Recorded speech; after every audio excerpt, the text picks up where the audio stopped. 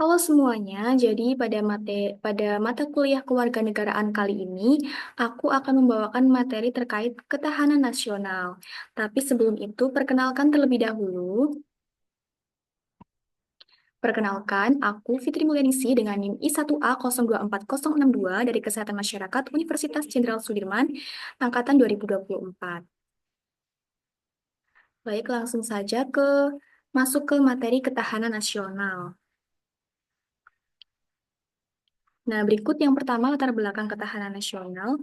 Nah, jadi dalam kehidupan bermasyarakat, berbangsa dan bernegara, khususnya dalam upaya mencapai tujuan nasional, setiap bangsa Indonesia itu harus terus-menerus berinteraksi dengan lingkungannya. Nah, proses interaksi dengan lingkungannya ini nanti dapat menimbulkan dampak teman-teman, di mana dampaknya itu ada dua, dampak negatif dan juga dampak positif. Dampak negatif itu dampak yang menguntungkan, sedangkan dampak positif itu dampak yang menguntungkan, maaf, sedangkan dampak negatif itu dampak yang merugikan, di mana dampak positifnya itu akan mendorong dan memperkuat laju pencapaian tujuan nasional, sedangkan dampak negatifnya itu berupa ancaman yang akan menghambat pencapaian tujuan nasional. Nah, selanjutnya, apa sih itu ketahanan nasional? Nah, jadi ketahanan nasional itu sangat penting, teman-teman.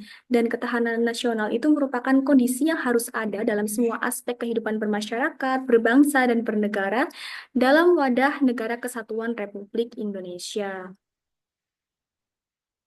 Nah, ketahanan nasional itu dilandasi oleh sebuah pemikiran, teman-teman. Di mana pemikirannya itu dinamakan manusia berbudaya. Kenapa manusia berbudaya? Karena setiap makhluk hidup, makhluk Tuhan, manusia itu, nah sebagai makhluk Tuhan, manusia itu dikatakan sebagai makhluk yang paling sempurna, teman-teman. Kenapa dikatakan sebagai makhluk yang paling sempurna? Karena manusia itu memiliki naluri dan insting, kemampuan berpikir, akal dan juga budi pekerti sehingga bisa membedakan yang baik dan yang salah, lalu juga memiliki keterampilan sehingga dinamakan manusia berbudaya. Nah, karena manusia berbudaya inilah di dalamnya itu ada hubungan dengan berbagai aspek. Di antaranya sebagai berikut, yang pertama itu hubungan dengan Tuhan akan melahirkan agama, hubungan dengan cita-cita akan melahirkan ideologi, hubungan dengan kekuasaan atau kekuatan akan melahirkan politik, hubungan dengan pemenuhan kebutuhan akan melahirkan ekonomi, hubungan dengan manusia akan melahirkan sosial, hubungan dengan penguasaan atau pemanfaatan fenomena alam akan melahirkan iptek. Lalu berikutnya hubungan dengan rasa keindahan akan melahirkan kesenian. Yang terakhir hubungan dengan rasa aman akan melahirkan pertahanan dan juga keamanan. Nah, berikutnya ada tujuan nasional. Nah, tujuan nasional ini penting karena menjadi pokok pemikiran dalam ketahanan nasional.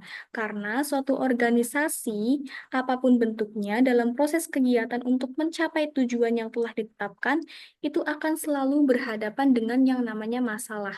Di mana masalah ini bisa berupa masalah internal ataupun masalah eksternal, teman-teman. Selain tujuan nasional, berikutnya juga ada falsafah dan juga ideologi. Falsafah dan juga ideologi, di mana keduanya itu menjadi pokok pemikiran karena dalam pencapaian tujuan nasional itu pasti akan ada masalah yang dihadapi. Nah, hal ini tuh dapat dipahami dari makna falsafah dan ideologi negara dalam pembukaan Undang-Undang 1945 yang terdapat 4 alinea. Ya, alinea pertama itu bermakna bahwa merdeka adalah hak semua bangsa dan penjajahan bertentangan dengan hak asasi manusia. Alinea kedua itu bermakna adanya masa depan yang harus diraih atau dicita-citakan. Alinea ketiga bermakna sikap bangsa Indonesia yang percaya terhadap Tuhan Yang Maha Esa. Alinea keempat bermakna mempertegas tujuan yang harus dicapai oleh bangsa Indonesia melalui wadah Negara Kesatuan Republik Indonesia. Berikutnya, wawasan nasional.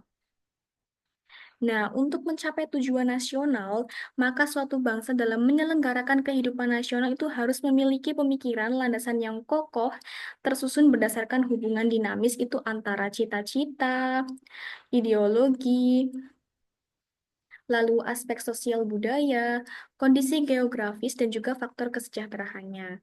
Nah, konsepsi pandangan hidup inilah yang dikenal dengan yang namanya wawasan nasional. Berikutnya ada manifestasi wawasan nasional itu atau yang dinamakan sebagai wawasan Nusantara itu ditentukan oleh kesejahteraan, kondisi objektif dan juga subjektif, kultural, serta idealisme yang dijadikan aspirasi dalam eksistensinya sebagai bangsa yang merdeka, berdaulat dan juga bermartabat. Nah, wawasan Nusantara ini mempunyai identitas yang khas yang dapat menjiwai setiap tindakan kebijakan bangsa Indonesia dalam mencapai tujuan nasional. Berikutnya, kita masuk ke pengertian ketahanan nasional. Jadi, apa sih itu ketahanan nasional? Ketahanan nasional itu, ketahanan sendiri itu berasal dari kata dalam bahasa Jawa, tahan yang artinya ulet, tangguh, menguasai diri dan juga tidak mudah menyerah. Nah, ketahanan sendiri itu berarti kekuatan, ketangguhan, keuletan dalam kerangka kesadaran. Nah, kalau nasional sendiri itu berasal dari bahasa Inggris, nation, yang artinya bangsa yang telah menegara. Nah, kalau dalam secara keseluruhan, ketahanan nasional Indonesia itu merupakan kondisi dinamis bangsa Indonesia yang meliputi segenap aspek kehidupan nasional yang terintegrasi, berisi keuletan dan ketangguhan yang mengandung kemampuan untuk mengembangkan kekuatan nasional dalam menghadapi dan mengatasi segala tantangan, ancaman, hambatan, dan gangguan baik dari luar maupun dari dalam, dan untuk menjamin identitas, integritas, kelangsungan hidup bangsa dan negara, serta perjuangan mencapai tujuan nasional.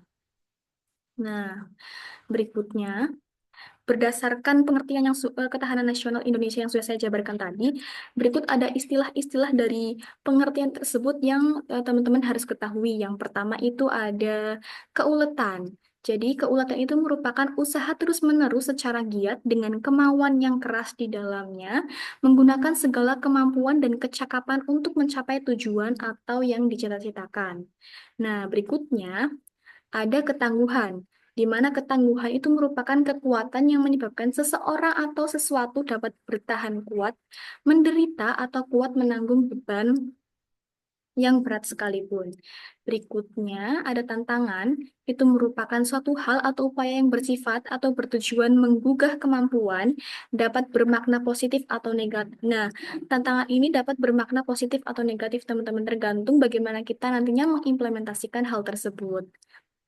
Lalu yang keempat itu ada ancaman, itu merupakan suatu hal atau upaya yang bertujuan mengubah dan merombak kebijaksanaan yang dilaksanakan secara konsepsional.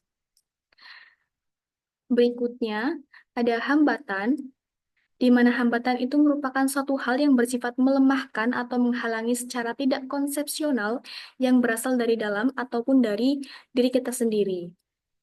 Berikutnya ada gangguan, itu merupakan suatu hal atau usaha yang berasal dari luar yang bertujuan untuk melemahkan atau menghalangi secara tidak konsepsional.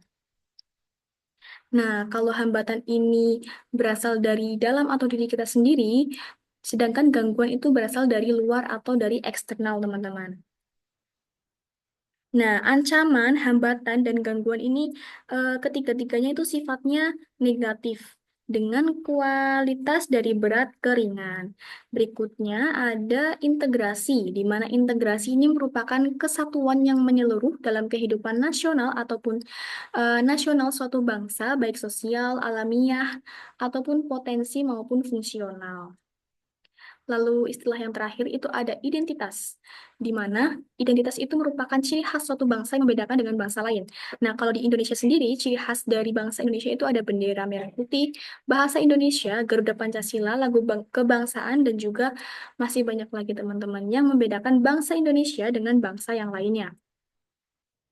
Nah, berikutnya kita masuk ke poin yang terakhir, teman-teman. Poin yang terakhir itu ada konsepsi ketahanan nasional. Jadi, apa sih itu konsepsi ketahanan nasional? Konsepsi ketahanan nasional itu merupakan pedoman atau sarana untuk meningkatkan keuletan dan ketangguhan bangsa yang mengandung kemampuan mengembangkan kekuatan nasional dengan kesejahteraan dan keamanan. Nah, jadi ini sudah sampai ke poin yang terakhir, teman-teman. Terima kasih yang sudah eh, menonton. Terima kasih yang sudah menyimak. Semoga apa yang saya sampaikan dapat bermanfaat. Kurang lebihnya saya mohon maaf yang sebesar-besarnya. Terima kasih. Wassalamualaikum warahmatullahi wabarakatuh. Bye-bye.